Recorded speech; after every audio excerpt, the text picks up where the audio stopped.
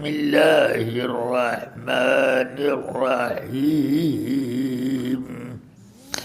ان اولیاؤہ الا المتقون صدق اللہ العلی العظیم۔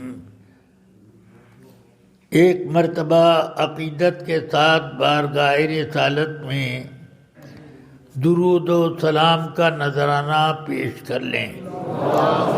اللہم صلی علی سیدنا و مولانا محمد معظم الجود والکرم وعلی آلہ و اصحابہ وبارک وسلم۔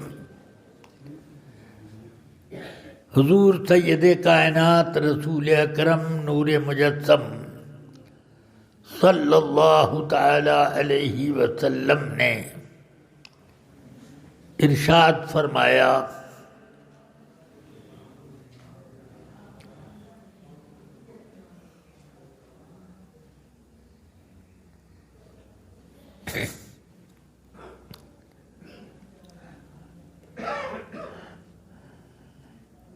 بخاری شریف کتاب الرقاق باب التواضع میں یہ حدیث ہے۔ ارشاد فرماتے ہیں آقائے کائنات صلی اللہ علیہ وسلم کہ میرے رب عز و جل نے ارشاد فرمایا ہے، میرا بندہ نفلی عبادتوں اور ریاضتوں کے ذریعے مجھ سے قریب ہوتا جاتا ہے۔ یہ یاد رکھیں کہ عبادت جب اخلاص سے ہوتی ہے تب قرب ملتا ہے، مکاری سے اگر عبادت کی جائے تو قرب کے بجائے بعد ہو جاتا ہے اور دوری ہو جاتی ہے۔ تو وہ مخلصانہ ریاضتیں جو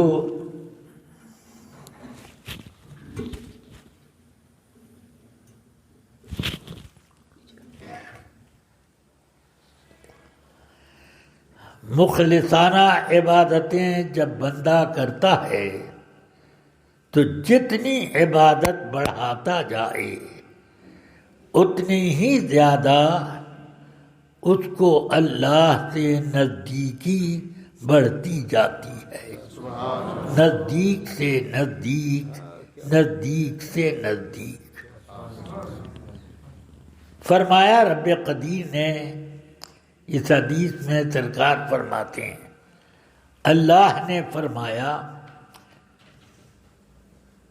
کہ جب وہ بہت زیادہ قریب ہو جاتا ہے احببتہ، تو میں اسے اپنا محبوب بنا لیتا ہوں۔ جب محبوب بنا لیتا ہوں تو اس کے کان ہو جاتا ہوں جس سے وہ سنتا ہے، میں اس کی آنکھ ہو جاتا ہوں جس سے دیکھتا ہے، میں اس کے ہاتھ ہو جاتا ہوں جس سے وہ پکڑتا ہے، میں اس کے پاؤں ہو جاتا ہوں جس سے وہ مسافت طے کرتا ہے، چلتا ہے۔ بہرحال اب یہاں پر میں آپ سے یہ بات پوچھنا چاہتا ہوں، ہماری آنکھ تو تھی ہی نہیں پھر پیدا ہوئی، کان تھا ہی نہیں ہم بھی نہ تھے اور ہمارے کان بھی نہ تھے، ہاتھ بھی نہ تھے، پاؤں بھی نہ تھے، تو اب یہ ایک امر حادث ہے۔ حادث کو اللہ تعالی جو واجب الوجود ہے، ہمیشہ سے ہے، ہمیشہ رہے گا، وہ کسی کی آنکھ، کسی حادث کی آنکھ کان کیسے ہو سکتا ہے، ہاتھ پاؤں کیسے ہو سکتا ہے؟ امام راضی علیہ الرحمہ نے اپنی تفسیر کی کتاب جو بہت بڑی تفسیر ہے، اتنی موٹی ہے، اس کا نام تفسیر کبیر۔ اس میں لکھا کہ اس حدیث کا معنی یہ ہے، یہ نہیں ہے کہ اللہ کسی کی آنکھ ہو جاتا ہے، بلکہ اس کی آنکھ پر اپنے جلوہ بصیر کا نزول فرما دیتا ہے، اس کے کان پر اللہ تعالی اپنی صفت سمیع کا جلوہ اتار دیتا ہے، اور اسی طرح ہر بات میں۔ طبرانی کی روایت میں ایک لفظ اور ہے، فَكُنْتُ لِسَانَهُ الَّذِي يَتَكَلَّمُ بِهِ، میں اس کی زبان ہو جاتا ہوں جس سے وہ بات کرتا ہے۔ تو اللہ کسی کی زبان تو ہوتا نہیں، مطلب یہ کہ اپنے کلام کا جلوہ اس کی زبان پر اتار دیتا ہوں۔ اللہ کا کلام وہ ہے، سبحان اللہ، ومن اصدق من اللہ قیلا، کسی کی بات اللہ کی بات سے زیادہ سچی ہے نہیں۔ سمجھ گئے آپ؟ یہ وہابی بدقسمت ابو جہل کے مرید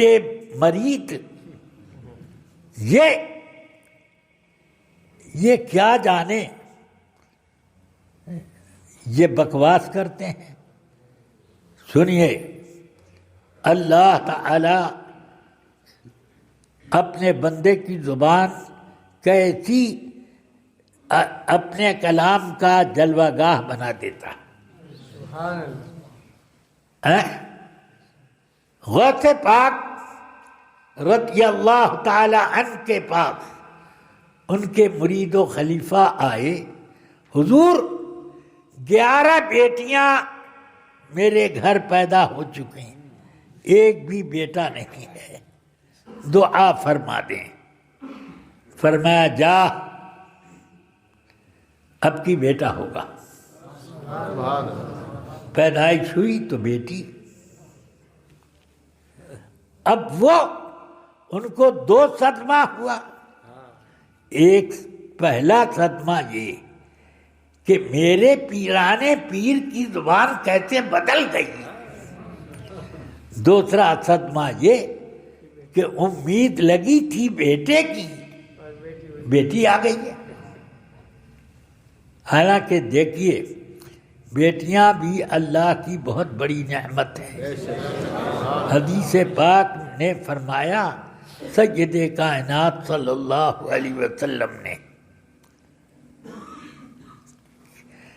من ابتلی من هذه البنات کن له سترا من النار۔ بخاری، مسلم، نسائی، ابو داؤد، ترمذی، سب میں یہ حدیث ہے۔ جو اپنی بیٹیوں کی وجہ سے آزمائش اور پریشانی میں پڑا تو وہ سب بیٹیاں قیامت کے دن جہنم کے آگے دیوار بن کے کھڑی ہو جائیں گی کہ ہم تجھے جانے نہیں دیں گے، ہم تجھے جہنم میں جانے نہیں دیں گے۔ گناہگار باپ، گناہگار ماں اور بیٹیاں، سبحان اللہ، اللہ کی وہ نعمت کہ وہ جہنم سے بچانے کے لیے اس کا راستہ روک لیں گی۔ سمجھ گئے؟ اور بچے بھی انتقال کر جاتے ہیں تو مائیں اور باپ سینہ پیٹنے لگتے ہیں کہ اوہ ایک پہلا بچہ پیدا ہوا تھا، وہ بھی رخصت ہو گیا، اب پتہ نہیں تقدیر میں کچھ ہے کہ نہیں ہے، سینہ پیٹنے لگتی ہیں عورتیں، مرد، بہت تکلیف ہوتی ہے۔ بخاری شریف میں کتاب العلم باب من جعل للنساء یوما علی حدۃ، اس میں فرمایا، بیان یہ چل رہا ہے کہ کیا عورتوں کی تعلیم کے لیے الگ کوئی دن مقرر کیا جا سکتا ہے؟ سیدنا ابو سعید خدری رضی اللہ عنہ فرماتے ہیں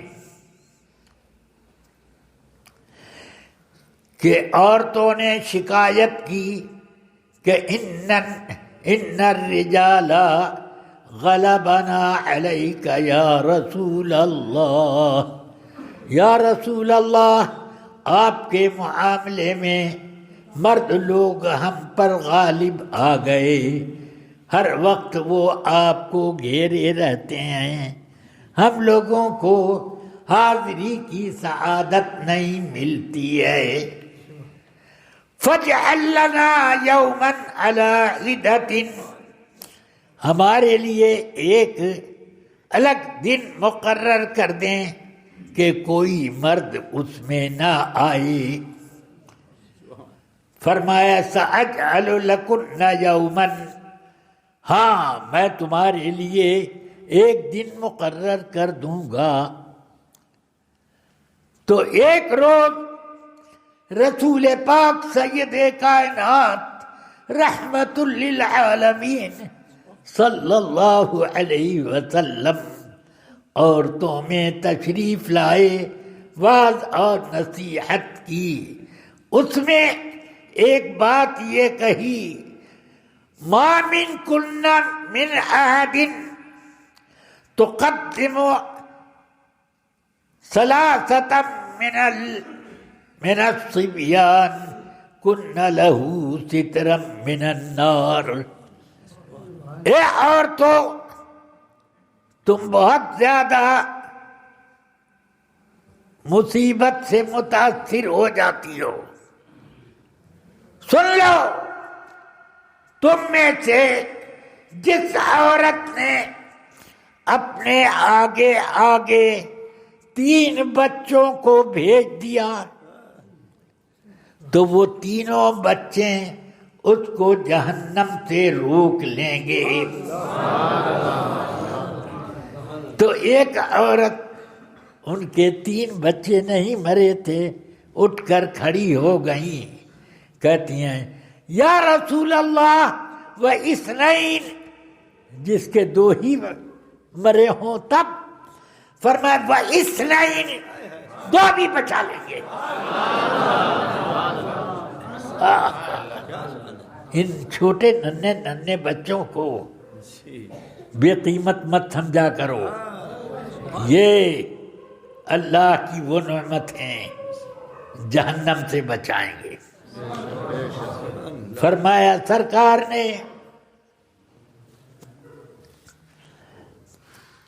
قیامت کے دن ایک ماں اور ایک باپ، مرد عورت دونوں کو اللہ حکم دے گا کہ ان دونوں کو جہنم میں داخل کر دو، تو ان کا بچہ نہیں، کچا بچہ جو گر گیا تھا، سمجھ میں آ رہی ہے بات، وہ پورا نہیں ہوا، اور وہ کچا بچہ پیٹ سے ساقط ہو گیا، گر گیا، وہ اللہ کے حضور کھڑا ہو کر چیخ چیخ کر عرض کرے گا، یا رب اترسلنی ابوایا الی النار لن ترسلہما، اے اللہ کیا تو بھیجے گا میرے والدین کو جہنم میں؟ تو نہیں بھیجے گا، ہرگز نہیں بھیجے گا، اور چیخ چیخ کے کہے گا تو اللہ اس وقت ارشاد فرمائے گا ایھا الثقۃ المراغب ربہ، ایھا الثقۃ المراغب ربہ خذ بید ابویک واذهب بهما الی الجنہ۔ ایک اچھے بچے اپنے رب سے لڑائی کرنے والے، کہ ایسی تو بات کر رہا جیسے لڑائی کرتے ہو، ایک اچھے بچے اپنے رب سے جھگڑنے والے، جا اپنے والدین کا ہاتھ پکڑ اور انہیں جنت میں لے جاؤ۔ کیا کیا نعمتیں اللہ نے دی، سمجھ میں آیا؟ بہرحال اب ان کے گھر ایک بچی پیدا ہوئی تو بہت افسردہ غوث پاک کی خدمت میں آئے، فرماتے ہیں کیوں تمہارا چہرہ اترا ہوا ہے، کیوں پریشان نظر آتے ہو؟ انہوں نے عرض کی یا سیدی یا شیخ المشائخ، میں کیا بتاؤں؟ آپ نے فرمایا تھا کہ بچہ پیدا ہوگا، اب کی بھی بچی ہی پیدا ہوئی، کیا بولتا ہے؟ جا پھر سے دیکھ، بچہ پیدا ہوا ہے، جا دیکھ۔ آئے گھر تو وہ بچی کا بچہ ہو گیا۔ یہ زبان ہے جو اللہ نے اپنے محبوبوں کو عطا کی۔ کیا آپ کو پتہ نہیں؟ زیادہ دور نہیں ہے احمد آباد شریف، وہاں پر مسجد قطب عالم شاہ میں حضرت قطب عالم صاحب علیہ الرحمہ کے حجرے میں ایک اتنا بڑا سامان رکھا ہوا ہے، پتھر کی طرح ہے۔ میں نے خود اپنے والد حضور صدر شریعہ سے سنا، فرماتے تھے کہ حضرت سیدی قطب عالم رحمت اللہ علیہ تہجد کے وقت اٹھے اور گھر میں سے نکلے مسجد میں جانے کے لیے، تو مسجد ان کے حجرے کے دروازے سے وہ کونا اور جہاں میں بیٹھا ہوں اتنا ہی فاصلہ ہے فرش کا، مسجد کے فرش کا اتنا ہی فاصلہ۔ فرماتے ہیں کہ وہ نکلے، اندھیری رات، اس زمانے میں نہ بجلی نہ ہنڈا نہ اور کوئی فانوس چراغ، تو آگے بڑھے، کسی چیز سے ٹھوکر لگ گئی زوردار، جس طرح سے آپ کبھی راستہ چل رہے ہوں کیلے کے چھلکے پہ ہاتھ پاؤں پڑ جائے تو آپ پھسل جاتے ہو کہ نہیں؟ کچھ اس وقت کچھ عجیب پریشانی دماغ پر آتی ہے، کچھ الفاظ زبان سے نکل جاتے، کس بدبخت نے اس کو یہاں رکھا، کس نالائق نے یہ چھلکا یہاں ڈالا، کوئی نہ ادھر نہ ادھر نہ قریب نہ بعید، مگر آپ یہ کس سے بول رہے ہو؟ کس نالائق نے یہاں رکھا؟ کسی سے بولے مگر بولے کوئی نہیں ہے سننے والا، تو وہ اندھیری اجنبی رات میں آپ کو بھی ٹھوکر لگی تو برجستہ زبان سے نکلا، جنے پتھر ہے کہ کنکر ہے، لوہا ہے کہ لکڑ ہے، جنے کیا ہے کہ یہ کیا چیز ہے. پھر آپ ذرا ہٹ کر کے مسجد میں چلے گئے، نماز پڑھ کے آئے، اپنے حجرے شریف میں چلے گئے.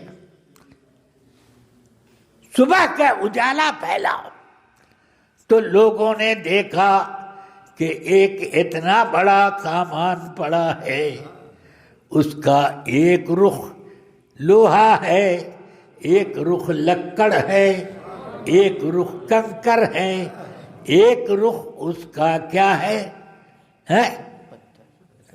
پتھر ہے.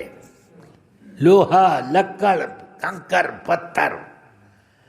اور ایک لفظ وہ بول دیے تھے، جنے کیا ہے.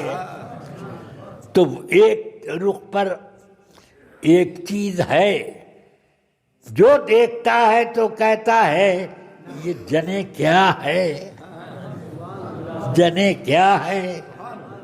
میں جب پہلی مرتبہ حضرت قطب عالم میں حاضر ہوا تو میں نے اس کو دیکھا کہ چلیں ابا جی سے تو سنا تھا، ذرا خود اپنی آنکھوں سے بھی دیکھ لوں. خادم سے پوچھا حجرے میں، کیا وہ چیز ہے کنکر پتھر لوہا لکڑ؟ ہاں ہے. میں نے کہا دکھا دو مجھے. تو اس نے دکھایا. ایک کونا کٹا ہوا تھا، 1 انچ سے کچھ چھوٹا. میں نے کہا یہ ٹکڑا کسی نے کاٹا ہے؟ کہاں. کیا مجھے بھی کچھ کاٹنے کا موقع دو نا. کہ نہیں، یہ تو برٹش کی حکومت تھی، اس کے ظلم کے سامنے کسی کا دم مارنے کا موقع نہ تھا. وہ زبردستی کاٹ کر اتنا لے گئے اور بھیجا. کہاں؟ لندن بھیجا، ڈاکٹروں کی لیبارٹری میں. سمجھ گئے؟ اب کہ اس کی جانچ کر کے رپورٹ بھیجو. 4 مہینے کے بعد خوب جانچ کر کے رپورٹ آئی تو لکھا تھا جنے کیا ہے. اللہ کے بندے کی زبان سے جان بوجھ کر کوئی لفظ نکلا نہیں ہے، بلکہ یہ بے تحاشا زبان سے نکل جاتا ہے. اس لفظ کو بھی اللہ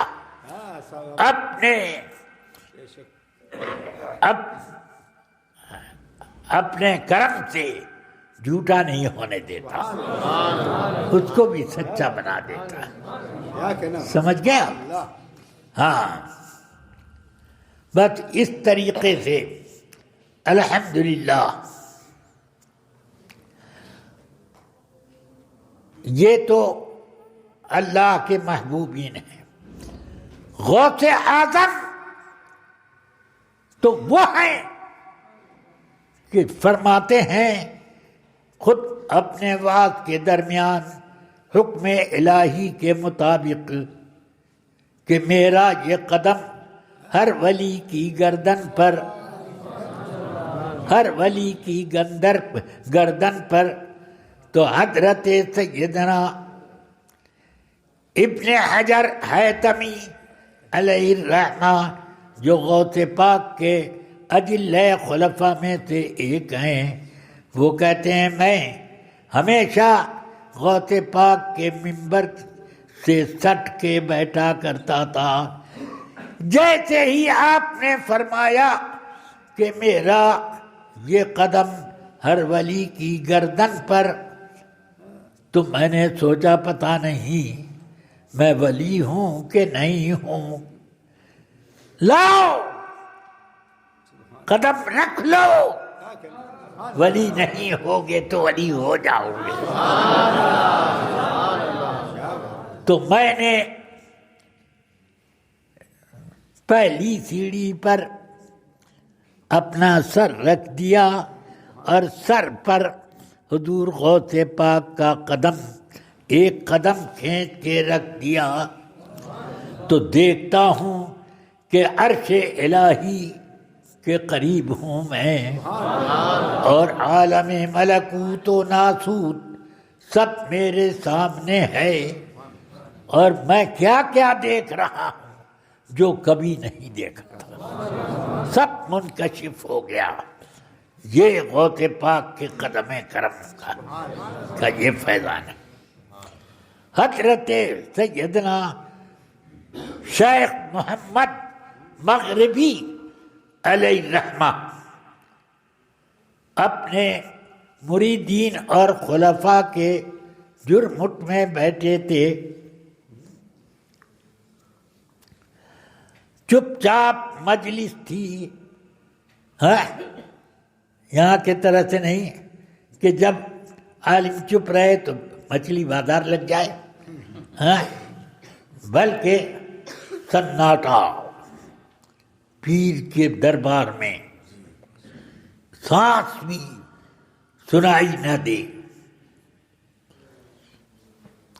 فرماتے ہیں سیدنا شیخ محمد مغربی رحمت اللہ علیہ، یہ وہ پیر ہیں کہ جن کے بارے میں اس دور کے علماء کا حکم تھا، یہ فیصلہ تھا کہ شیخ عبد القادر شیخ المشرق ہیں اور شیخ محمد شیخ المغرب ہیں، یہ تھا۔ اب وہ بیٹھے بیٹھے اچانک عرض کرتے ہیں، اللہم انی اشہدک و اشہد ملائکتک انی سمعت و اطعت۔ اے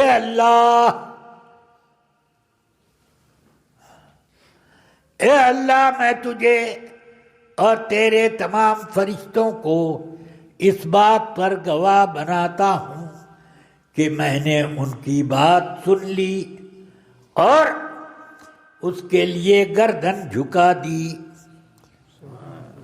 اتنا کہا کہ وہ چپ ہو گئے۔ کسی خلیفہ نے جو ذرا بے تکلف تھے، انہوں نے عرض کی، حضور آپ نے یہ بات کیا کہی، ہم کو سمجھ میں نہیں آئی۔ کہ اچھا سنو، بغداد کے منبر پر شیخ عبد القادر کھڑے ہیں، بات کہتے کہتے اللہ کے حکم سے انہوں نے کہا، میرا یہ قدم ہر ولی کی گردن پر۔ جیسے ہی میں نے یہ سنا تو الہام رب کی طرف سے ہم تمام اولیاء کرام کو ہو گیا دل میں کہ اپنی گردنیں جھکاؤ۔ تو میں نے کہا، اے اللہ میں تجھے اور فرشتوں کو گواہ بناتا ہوں کہ میں نے شیخ کی بات سنی اور ان کی بات کے لیے اپنی گردن جھکا دی۔ فرماتے ہیں میں نے دیکھا جتنے اولیاء کرام اس دنیا میں موجود ہیں سب اپنی گردن جھکائیں۔ میں نے دیکھا کہ جو اولیاء کرام قبروں میں تشریف فرما ہے وہیں ان کی گردن جھکی ہوئی۔ یہ بھی دیکھا جو اولیاء کرام اپنی ماں کے شکم میں ہیں وہیں گردن جھکائے۔ پھر یہ بھی دیکھا عالم ارواح میں جتنے اولیاء کرام ہیں ابھی دنیا کی طرف ان کا قدوم نہیں ہوا، وہ بھی گردن جھکائے ہوئے ہیں۔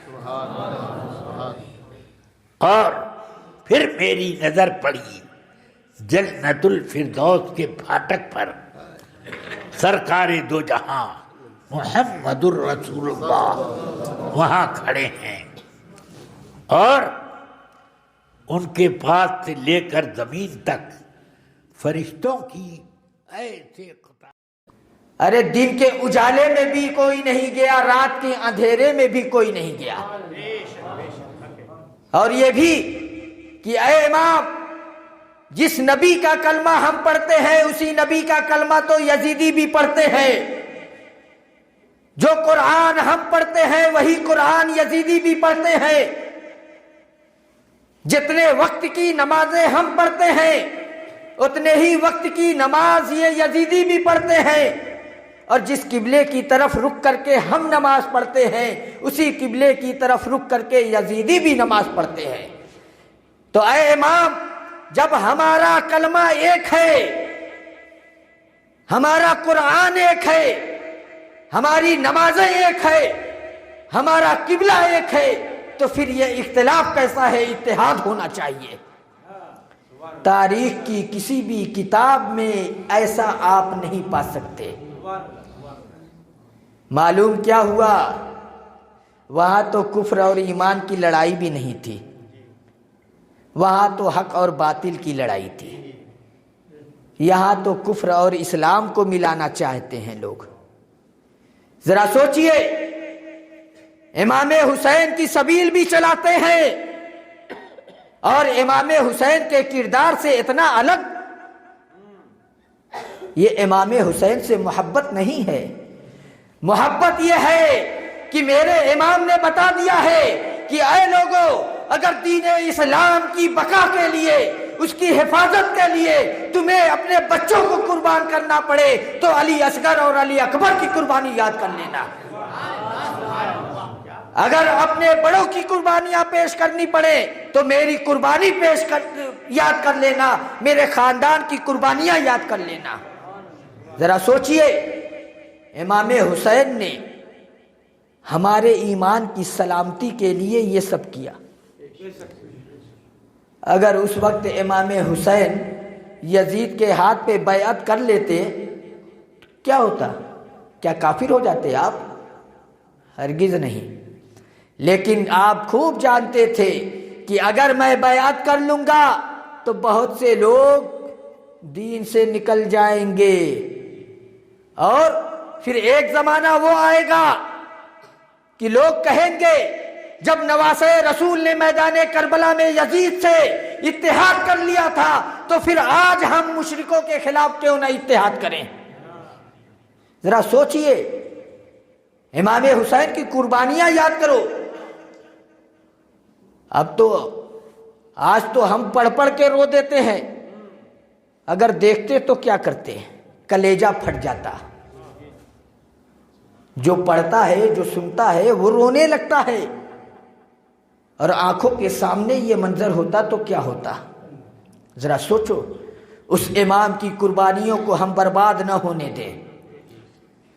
جس مقصد کی حفاظت کے لیے سیدنا امام حسین نے قربانی پیش کی ہے، اس مقصد کی حفاظت ہر مسلمان کی ذمہ داری ہے.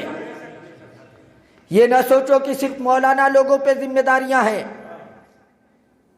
جتنی نماز ہمارے اوپر فرض ہے اتنی آپ پر بھی ہے. کیا آپ پہ 2.5 نماز فرض ہے کہ ہم پر 5 ہے تو آپ پہ 2.5 آدھا ہی فرض ہے؟ نہیں، ہر ایک ذمہ دار ہے، ہر ایک کی یہ ذمہ داری ہے.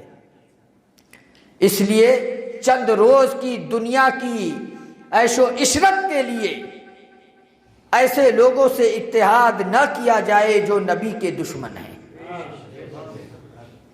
ہمارے باپ کو کوئی گالی دے دے تو زندگی بھر اس کے خاندان سے رشتہ ٹوٹ جاتا ہے. یہاں تک کہ اپنے بچوں کو وصیت بھی کر کے جاتے ہیں، فلاں کے وہاں کبھی رشتہ داری مت کرنا، فلاں کے وہاں دعوت میں مت جانا، نہ دعوت دینا اس کو، کیونکہ اس نے تیرے باپ کو گالی دی ہے. ہمارے باپ کی اتنی قیمت ہو گئی کہ ہم اپنے باپ کو گالی دینے والوں سے رشتہ توڑ لیں، اور ہمارے رسول کی کوئی قیمت نہیں.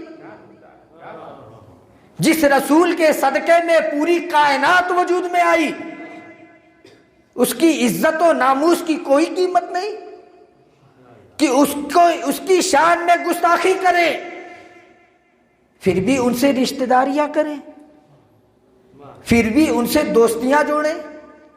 یہ ایمان والوں کا کام نہیں ہے۔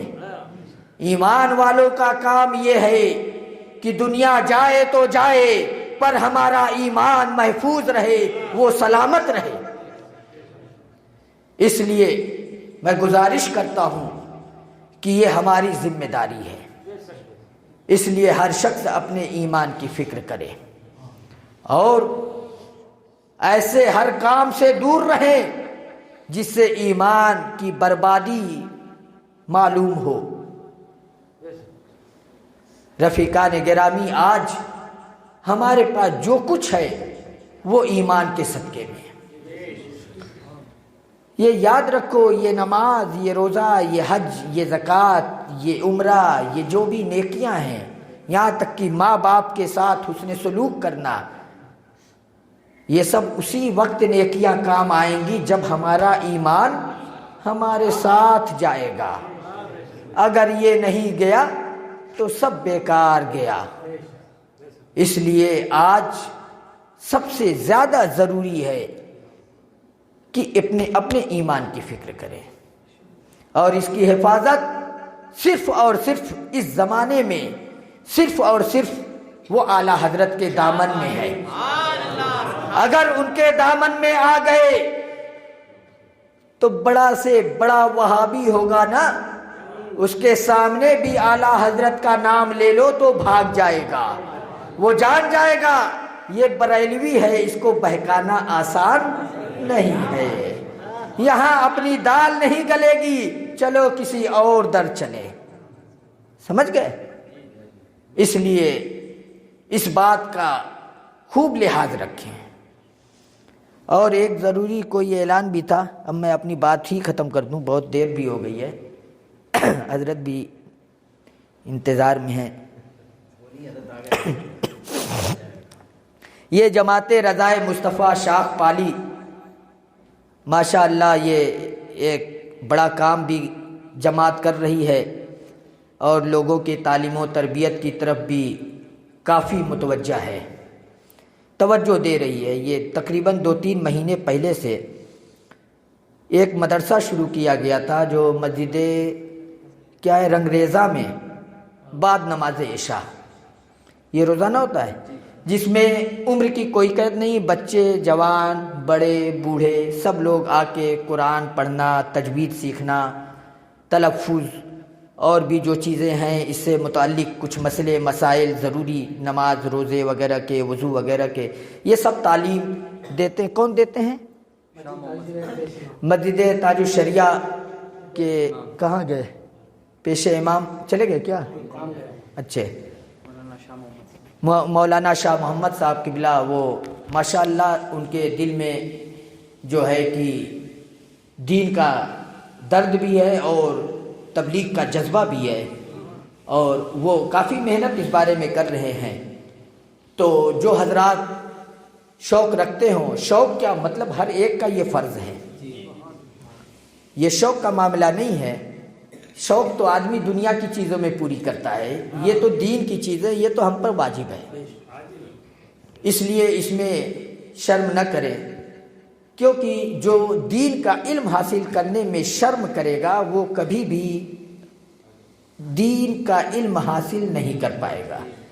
اس کے لیے کوئی عمر متعین نہیں ہے۔ میرے آقا نے فرمایا اطلب العلم من المہد الی اللحد، ماں کی گود سے لے کر قبر کی گود تک علم حاصل کرو۔ میں نے اس عمر میں بھی اپنے والد ماجد حضور محدث کبیر کو دیکھا، 90 سال کی عمر ہونے والی ہے، آج بھی آپ کتابوں کا مطالعہ کرتے ہیں، صبح بچوں کو پڑھانا ہوتا ہے، کیا آپ کا علم اتنا نہیں ہے کہ بغیر کتاب دیکھے پڑھا سکیں؟ بلا شبہ آج ہندوستان میں آپ کے پائے کا کوئی عالم نہیں، لیکن علم سے ایسی محبت ہے کہ بغیر پڑھے ہوئے ان کو سکون نہیں آتا، 2 بج جاتے رات کے پڑھتے پڑھتے، ذرا سوچئے۔ اور پھر صبح فجر بعد سے 1 بجے دن تک پڑھاتے بھی ہیں۔ لوگ سوچتے ہیں حضرت گھر پہ ہیں، فری ہوں گے۔ فری ہم ادھر ہوتے ہیں جب پروگرام میں نکلتے ہیں، سونے کو بھی ٹھیک ملتا ہے، مطلب ایک وقت ہوتا ہے ہر چیز کا، لیکن جب گھر ہوتے ہیں تو فری نہیں ہوتے ہیں۔ اگر ہم 12 بجے رات کو بھی پروگرام سے گھر پہنچے تو صبح مدرسے جانا پڑتا ہے۔ حضرت بھی صبح طلباء کو بلا کے پھر پڑھاتے ہیں۔ تو آپ اس سے سوچئے کہ علم دین پڑھنا پڑھانا کتنا ضروری ہے۔ اس لیے آپ حضرات خصوصی توجہ دیں اس کی طرف اور ضرور اس کو حاصل کریں۔ السلام علیکم ورحمۃ اللہ وبرکاتہ۔